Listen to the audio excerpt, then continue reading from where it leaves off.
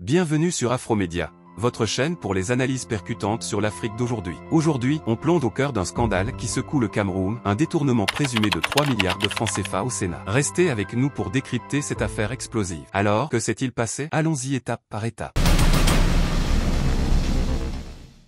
En juin 2024, un rapport d'audit a révélé des irrégularités financières massives au Sénat camerounais. Selon des sources fiables, environ 3 milliards de francs CFA, soit près de 4,5 millions d'euros, auraient été détournés entre 2022 et mars 2024. Ces fonds publics, destinés à des projets et aux frais de mission des sénateurs, auraient été siphonnés par des responsables au sein du secrétariat général et de l'agence comptable du Sénat. Comment? Des dépenses fictives auraient été créées et les comptes falsifiés, profitant notamment de l'absence prolongée du président du Sénat, Marcel Niadji-Fangi, en séjour médical en Europe. Résultat, les caisses du Sénat sont presque vides et les sénateurs peinent à être payés pour leur mission. Au centre de cette tempête, deux figures majeures, Marcel Niadji-Fangi, président du Sénat depuis sa création en 2013, et Kavaye Guidjibri, 84 ans, président de l'Assemblée nationale depuis 1992. Ces deux poids lourds du RDPC, le parti au pouvoir, ont convoqué une nouvelle session parlementaire le 11 juin 2024 pour tenter de calmer les tensions. Lors de l'ouverture, Niadji-Fangi a pris la parole pour réaffirmer sa présence, balayant les rumeurs sur son état de santé. Il a promis que l'éthique serait préservée, mais sans donner de détails concrets sur les mesures à prendre. De son côté, Kavaye Guidjibri, souvent critiqué pour des scandales similaires à l'Assemblée, reste fidèle à la ligne du parti. Ce scandale a suscité une vague d'indignation. L'avocat Aker Muna, ancien vice-président de Transparency International, a publié une lettre ouverte en avril 2023, exhortant les parlementaires à agir contre la corruption endémique. Il a qualifié l'inaction de complicité face à la souffrance du peuple camerounais. Et il n'est pas seul. Ce détournement de 3 milliards aggrave la crise de confiance envers les institutions. Et avec les élections de 2025 en vue, la pression monte sur le gouvernement pour montrer des résultats. Alors, que retenir? Ce scandale n'est pas un cas isolé. Il révèle des failles systémiques dans la gestion des fonds publics au Cameroun. L'absence de sanctions contre les responsables présumés, comme Bernard Wongolo, ancien secrétaire général démis en mai 2024, pose question. Va-t-on vers une vraie réforme, ou juste un autre enfumage? Avec les élections de 2025, ce scandale pourrait galvaniser l'opposition et les citoyens pour exiger plus de transparence. Mais sans volonté politique forte, le risque est que tout continue comme avant. Et vous, que pensez-vous de ce scandale? Le Cameroun peut-il tourner la page de la corruption?